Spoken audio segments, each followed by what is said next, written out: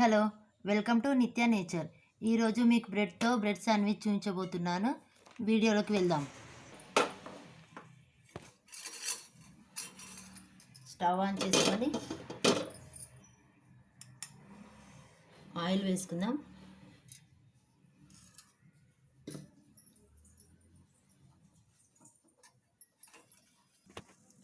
శాండ్విచ్లోకి ఎప్పుడూ ఆవాలు వాడకూడదు. జీలకర్ర,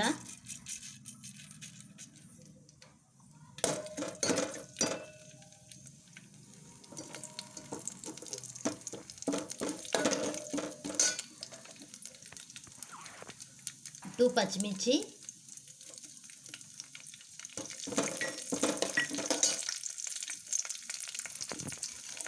ఒక కప్పు క్యాప్సికమ్,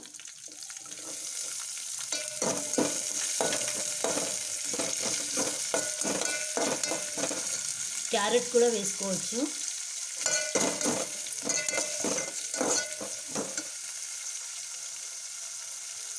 ఒక 2 ఆనియన్స్,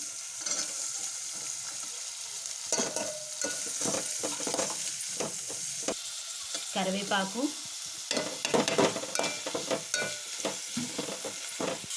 చిటికెడు సాల్ట్ వేస్తే తొందరగా ఫ్రై అవుతుంది. శాండ్విచ్లోకి ఎక్కువగా ఫ్రై చేయకూడదు.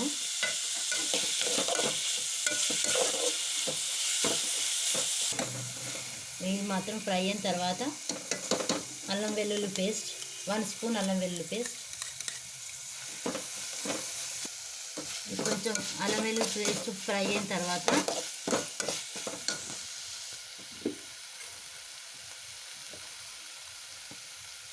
వన్ స్పూన్ కారం,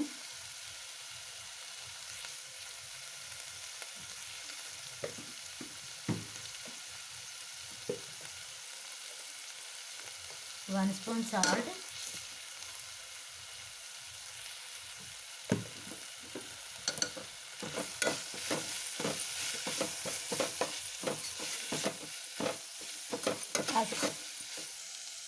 శాండ్విచ్లోకి పసుపు వేసుకోవద్దు. 1 స్పూన్ గరం మసాలా, 1 స్పూన్ ధనియాల పొడి, హాఫ్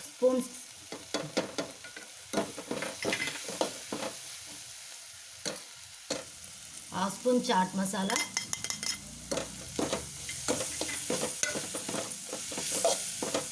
ఇవి 1 మినిట్ ఫ్రై అయిన తర్వాత పన్నీర్ తురుము వేసుకోవాలి. ఇవి 1.5 కప్ అండి పన్నీర్ తురుము.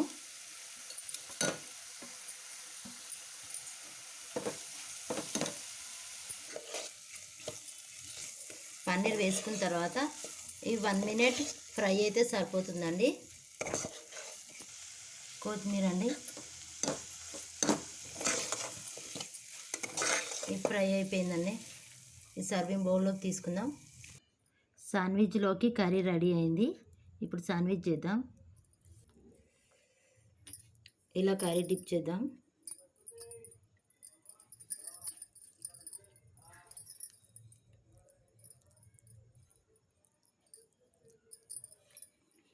చూస్తుంటేనే నోరు ఊరిపోతుంది కదండి. చాలా టేస్టీగా ఉంటుంది. ఒకసారి ట్రై చేయండి. ఇలా దానిపైన మరో బ్రెడ్ పెట్టుకోవాలి.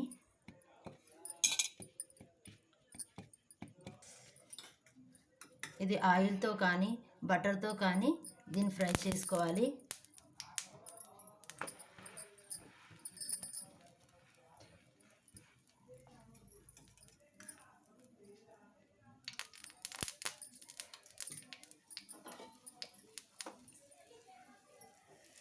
సిమ్లో పెట్టి కొంచెం ఒక 1 మినిట్ వరకు వెనకాల కాలే వరకు చూసుకోవాలి.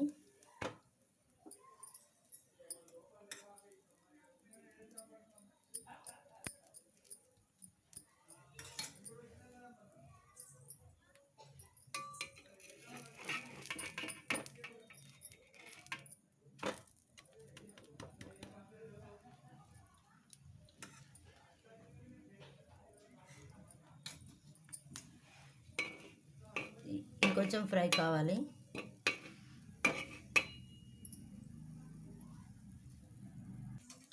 సిమ్లో పెట్టి ఫ్రై చేసుకోవాలి.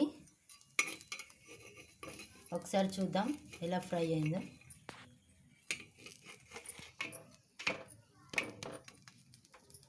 ఇంకొక 1 మినిట్ ఫ్రై అవ్వనివ్వాలి.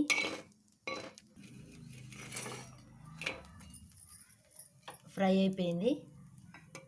ఈ సర్వింగ్ ప్లేట్లోకి తీసుకుందాం. ఇలా కట్ చేసుకోవాలి. ఒకసారి చూడండి ఎలా వచ్చిందో. దీన్ని టమాటో కెచప్తో కానీ సర్వ్ చేసుకుంటే చాలా బాగుంటుంది.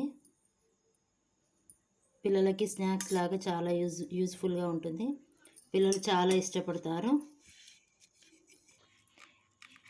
చూడండి టమాటో కెచప్తో సర్వ్ చేసుకుంటే చాలా బాగుంది. టేస్ట్ కూడా చాలా బాగుంది. ఈ వీడియో కనుక మీకు నచ్చినట్టయితే లైక్ చేయండి, షేర్ చేయండి, సబ్స్క్రైబ్ చేయండి. అలాగే పక్కనున్న బెల్ ఐకాన్ క్లిక్ చేయండి. Thank you for watching video. Bye bye friends.